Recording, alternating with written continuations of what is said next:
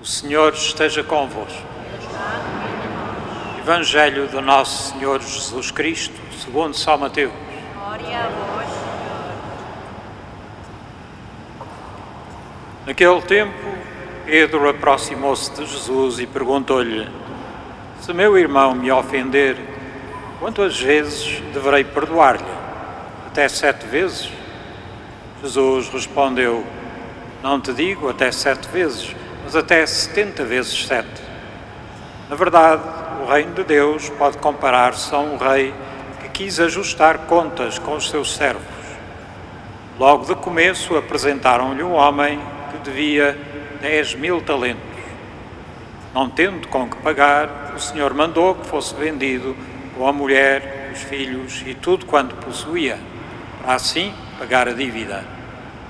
Então o servo prostrou-se a seus pés, dizendo: Senhor, concede-me um prazo e tudo te pagarei. Cheio de compaixão, o senhor daquele servo deu-lhe a liberdade e perdoou-lhe a dívida. Ao sair, o servo encontrou um dos seus companheiros, que lhe devia 100 denários. Segurando-o, começou a apertar-lhe o pescoço e dizendo: Paga o que me deves. Então o companheiro caiu a seus pés e suplicou-lhe, dizendo: Concede-me um prazo e pagar-te-ei. Ele, porém, não consentiu e mandou-o prender até que pagasse tudo quanto devia. Testemunhas desta cena, os seus companheiros ficaram muito tristes e foram contar ao Senhor tudo o que havia sucedido. Então o Senhor mandou-o chamar e disse: Servo mau, perdoei-te porque me pediste. Não devias também tu compadecer-te do teu companheiro, como eu tive compaixão de ti? E o Senhor, indignado, entregou-o aos verdugos, até que pagasse tudo o que lhe devia. Assim procederá convosco o meu Pai Celeste, se cada um de vós não perdoar a seu irmão de todo o coração. Palavra da salvação. Glória a vós, Senhor.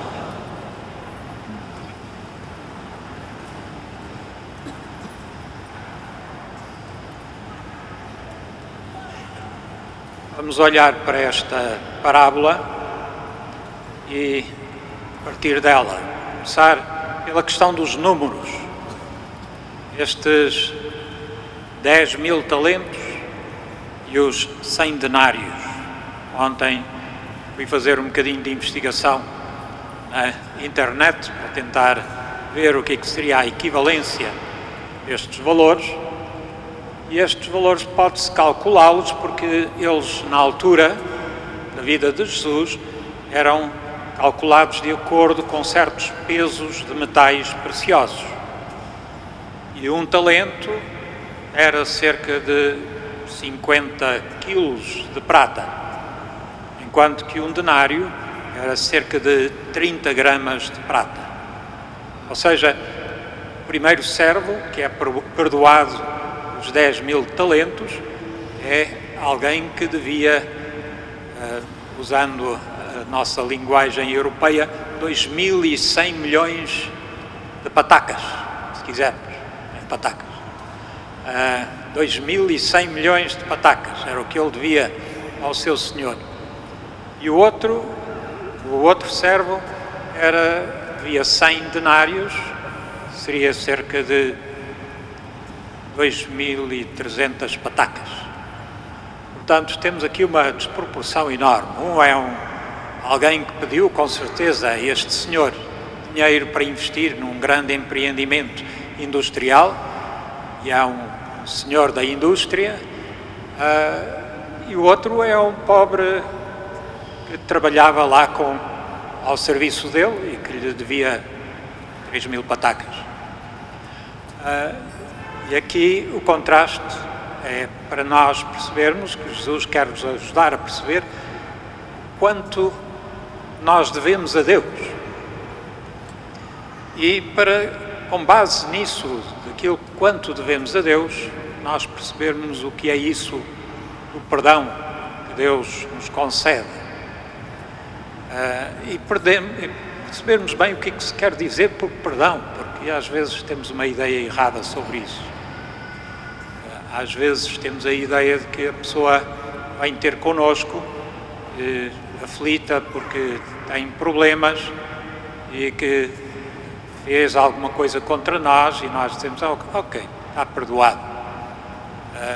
Mas aquilo que o Evangelho e Jesus nos está a ensinar é outra coisa. Está a ensinar-nos que este perdão vem antes quase desse arrependimento. Deixem-me contar-vos dois episódios que me fizeram notar isto de uma forma particular.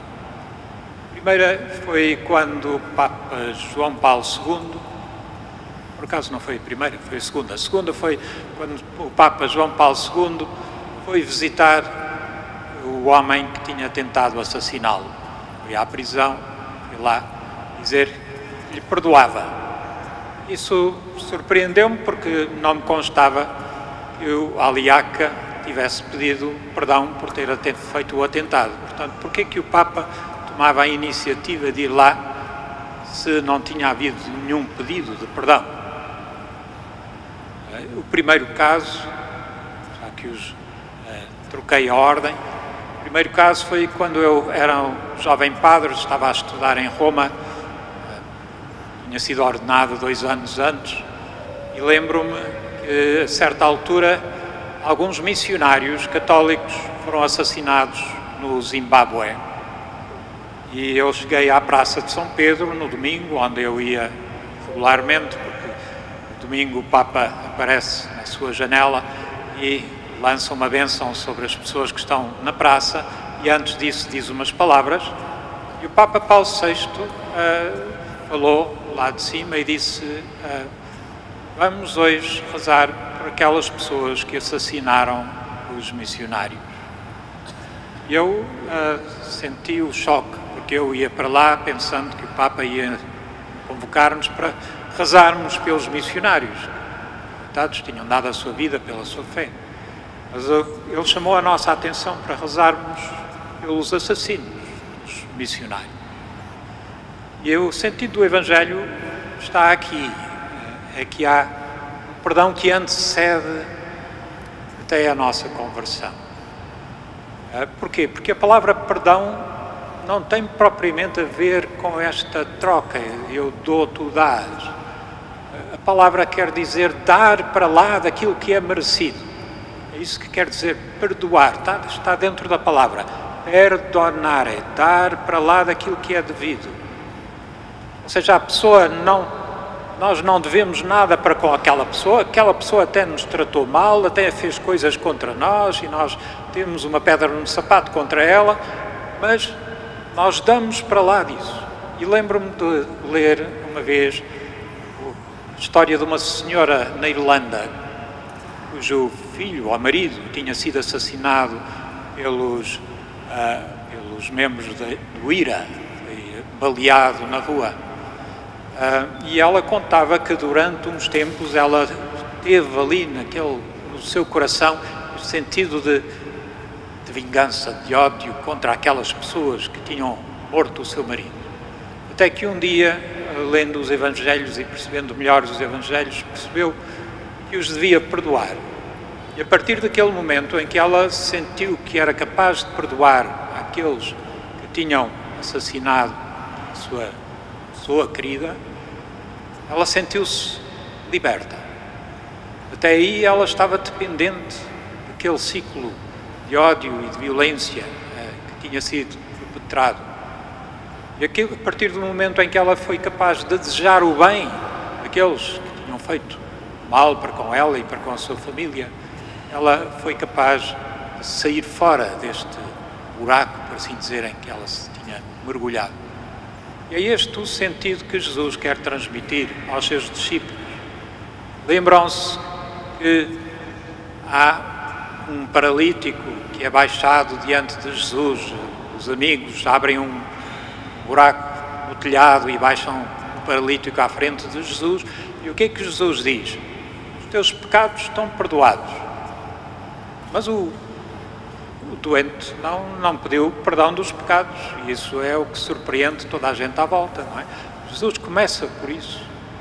Os teus pecados estão perdoados. Tu tens o caminho aberto à frente de ti. Deus ama-te profundamente. É isso difícil para nós. Mesmo para nós próprios, quando fazemos qualquer coisa com a qual a nossa consciência não está de acordo, temos às vezes dificuldade em perdoar-nos a nós próprios. Claro que perdoar-nos a nós próprios não é passar uma esponja por cima daquilo que nós fizemos, mas é dizer que, apesar de tudo, Deus ama-nos assim como somos, com as nossas falhas. Vamos tentar fazer qualquer coisa que compense o mal que fizemos, mas não é por termos conseguido fazer isso ao nível do mal que fizemos que isso nunca conseguiremos fazer. Não é por isso que nós somos amados por Deus. Ele ama-nos porque somos seus filhos.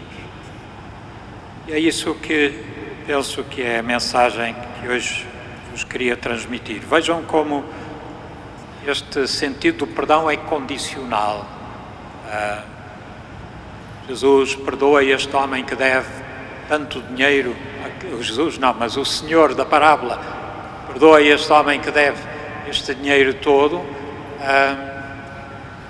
Mas depois, quando ele não perdoa o outro, o Senhor castiga-o e exige tudo aquilo que lhe era devido. Portanto, pelos vistos, aquele perdão tinha uma espécie de condição.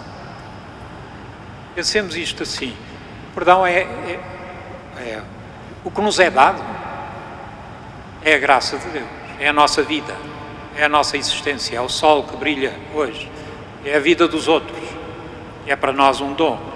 Tudo isso é dom para nós.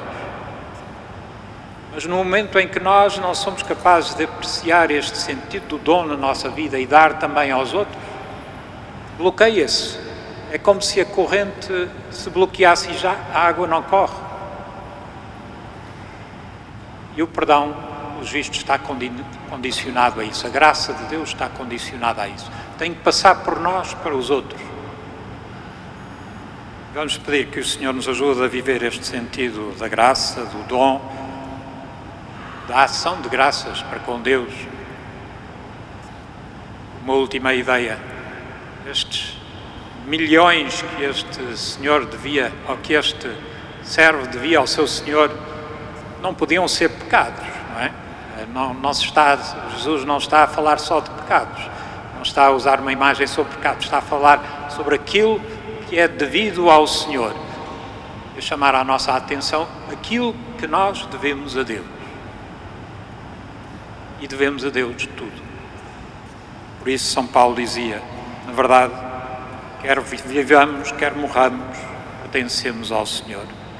Na verdade, Cristo morreu e ressuscitou para ser Senhor dos vivos e dos mortos. Quer dizer, quer vivos, quer mortos, estamos nas mãos do Senhor.